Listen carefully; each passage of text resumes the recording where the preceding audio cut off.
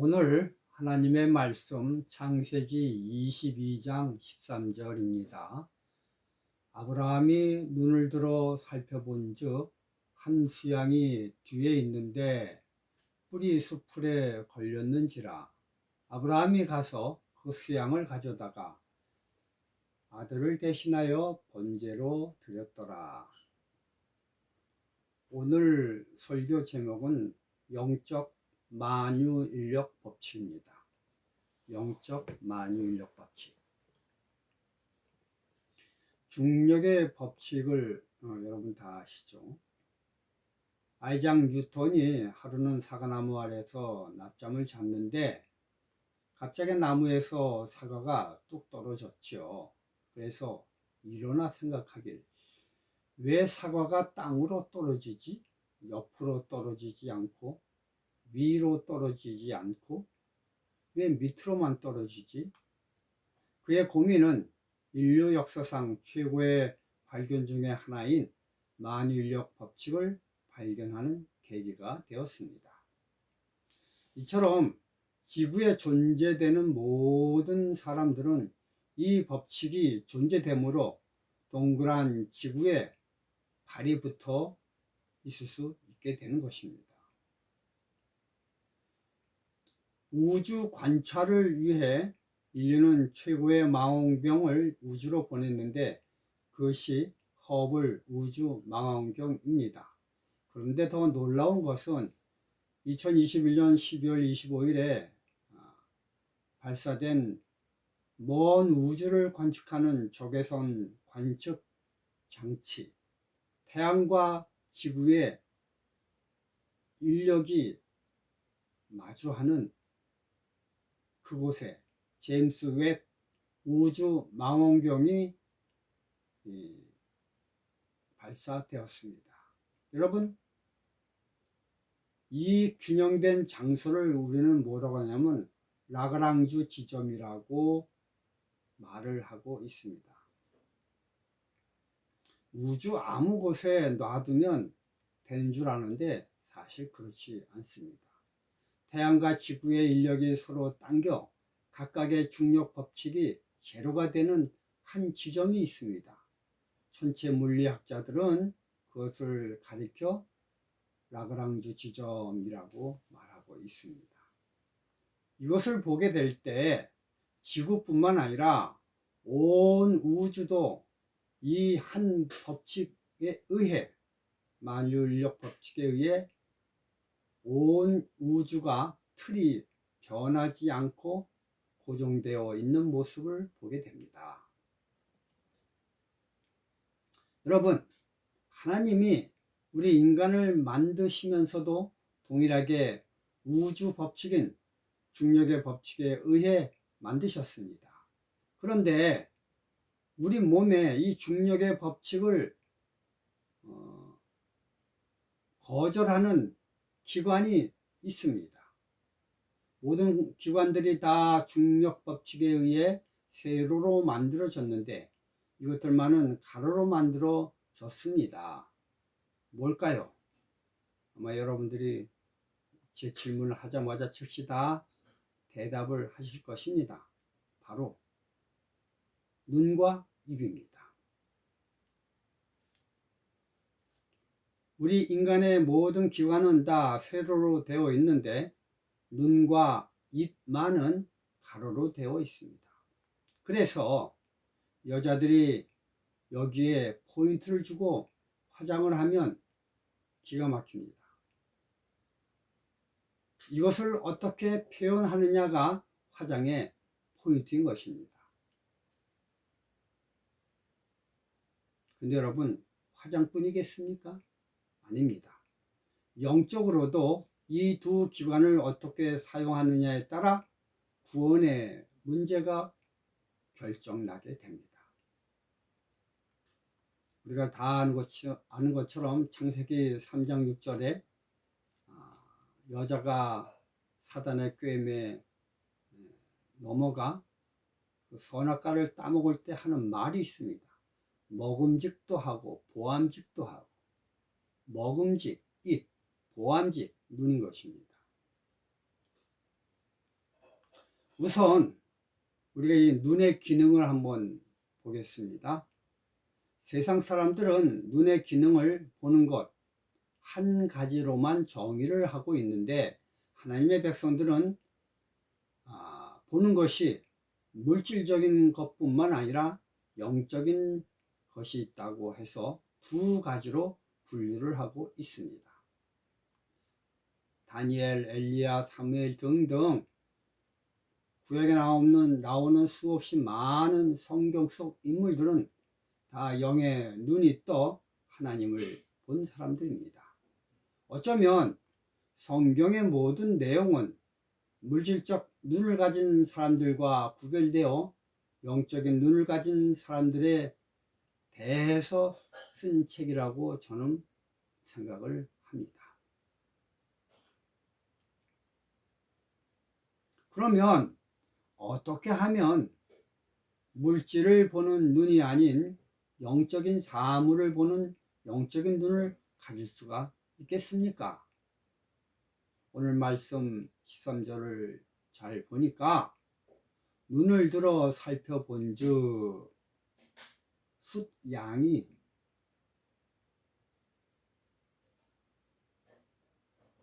아브라함이 눈을 들어 영적으로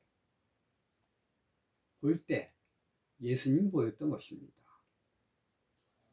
아브라함에게 있어서 가장 소중한 것을 하나님께 드린 후에야 비로소 영적인 눈이 뜨인 것입니다. 내가 가장 소중한 것, 즉 이삭을 하나님께 드릴 때 영적으로 눈이 띄입니다. 여러분, 아브라함이 그의 아들 이삭을 번제로 드리려는 그 순간에도 숲을 곁에 숫양은 있었습니다. 그럼에도 불구하고 아브라함은 온 정신이 오로지 아들 이삭에게만 집중되어 있기 때문에 아무리 곁에 숫양이 있어도 아브라함의 눈에는 띄지 않았던 것입니다.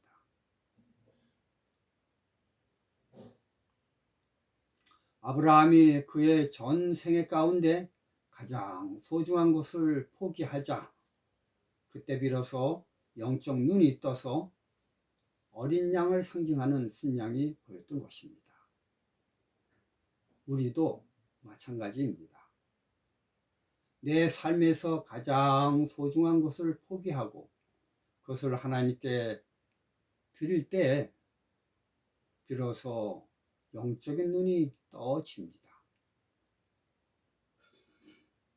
그러나 욕심은 나로 하여금 안 돼, 이것만은 절대 안 돼, 이렇게 하면서 내가 가장 소중한 것을 손에 쥐고 놓지를 않습니다.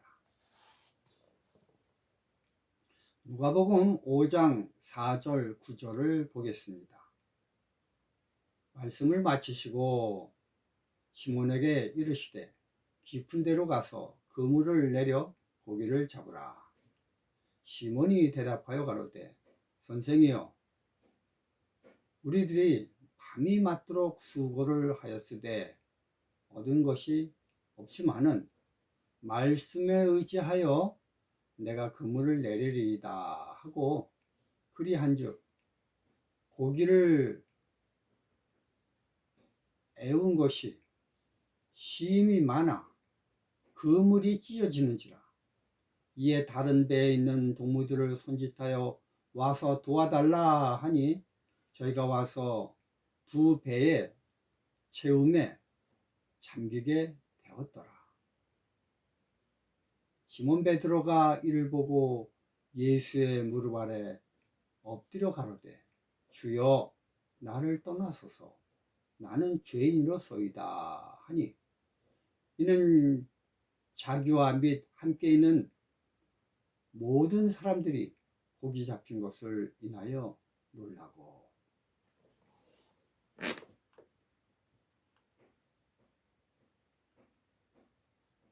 다른 제자들은 엄청나게 많이 잡힌 물고기에 놀라 토끼 눈을 가지고 물고기들에게 집중하였을 때 베드로는 영적 눈이 띄어 전혀 다른 행동을 하는 것을 성경은 적어 놓고 있습니다.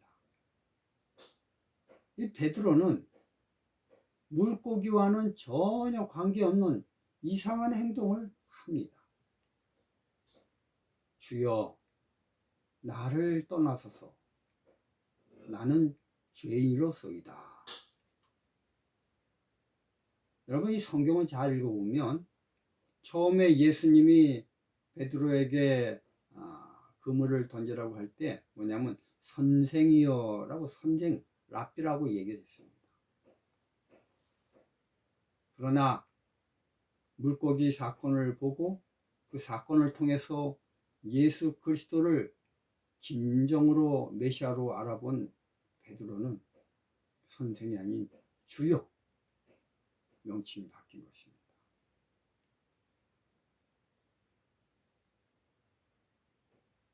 여러분,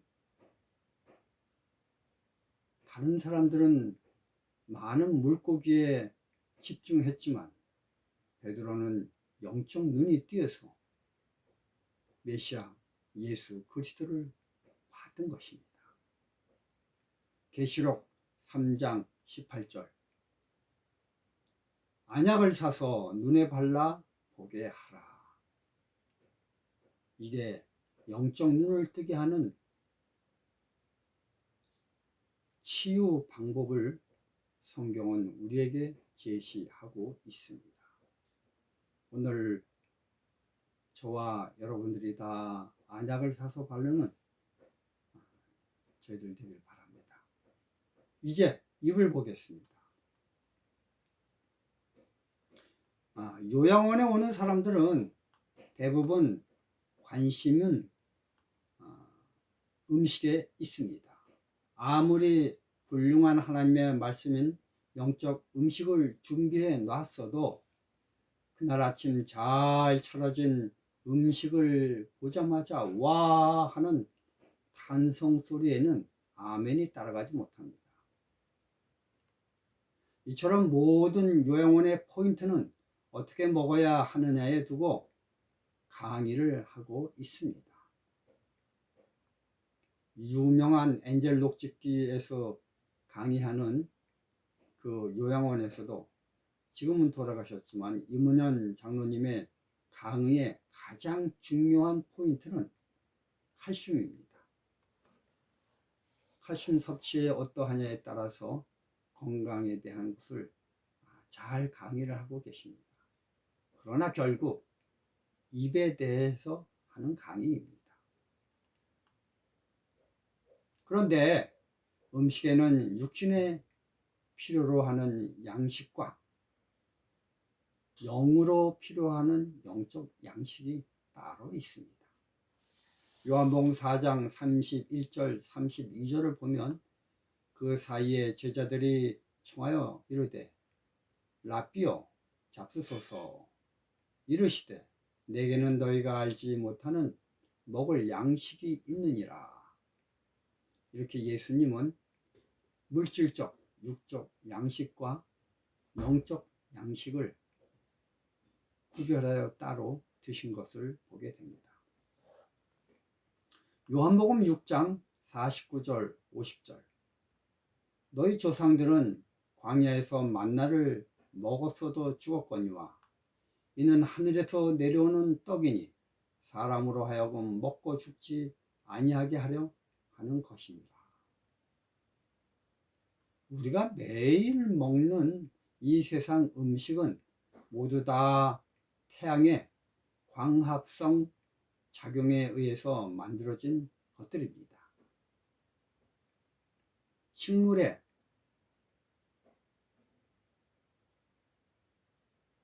푸른 잎에서 만들어진 것들입니다. 그러나 영적 양식은 태양과 전혀 관계없는 하늘에서 내려온 양식입니다.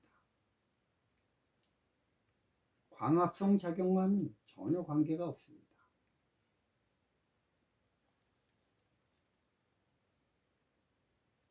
여러분, 성경에서는 이처럼 입과 눈에 거듭나지 않은 사람을 사단이라고 합니다. 다니엘서 7장 8절.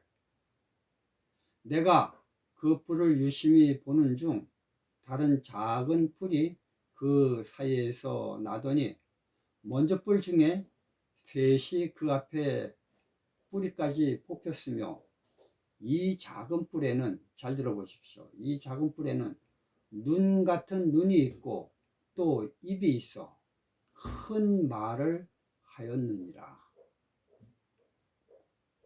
하나님을 대항하는 이 작은 뿔에는 뭐가 있다고요? 눈 같은 눈이 있고 또 입이 있어 큰 말을 한다라고 성경은 말하고 있습니다. 왜 하나님은 사단의 막강한 세력을 비유할 때 눈과 입의 비유를 하셨을까요? 그것은 하나님의 중력 법칙을 거부하고 하나님의 영적 중력 법칙을 거부하고 자신의 독자 세력을 펼치는 모습과 같기 때문인 것입니다.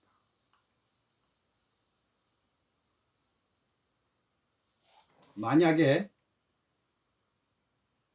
우리도 눈과 입에 거듭나지 않는다면 사단의 세력에 포함되는 사람들이 될 것입니다. 오늘 베드로를 보았듯이 각각의 사람들에게 하나님은 다른 방법으로 거듭나는 눈과 입을 가질 수 있게 접근하고 있습니다. 그때 우리는 아브라함처럼 내 인생의 가장 소중한 것을 포기함으로 하나님의 자녀가 되어야 되겠습니다. 내 전 인생을 통해 이것만을 위해 뛰어왔는데 그것을 포기하기엔 나는 너무 어렵다 생각을 한다면요, 만약 그렇게 된다면 그것에 집중되어 있는다면요, 결코 곁에 계신 예수님을 볼 수가 없습니다. 여러분, 예수님은 먼 곳에 계신 것이 아니라 바로 곁에 있습니다. 그러나 내가 이삭에게 집중됨으로 곁에 있는 숫양을 못 본 것처럼 바로 곁에 있는 예수님을 세상의 다른 것에 집중함으로 예수님을 찾을 수가 없는 것입니다.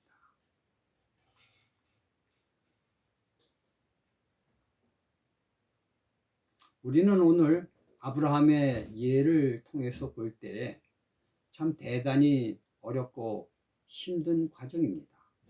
가장 소중한 것을 버린다는 것은 그렇게 쉬운 게 아닙니다. 그러나 성경을 보면요, 내가 이제야 라는 문장에서 보듯이 하나님 편에서 만족하려면 이삭, 즉 내가 가장 소중하게 여기는 것을 포기할 때에만 가능한 것입니다. 오늘 이 말씀을 들으시면서 입과 눈, 중력의 법칙을 거절하는 것처럼 영적 중력의 법칙을 거절하는 사단이 큰 눈을 가졌고 입을 가져서 큰 말을 한다는 놀라운 사실을 잘 기억하시면서 우리가 하나님의 법칙에 순종하는 주의 백성 되길 바라며 말씀을 마치겠습니다. 감사합니다.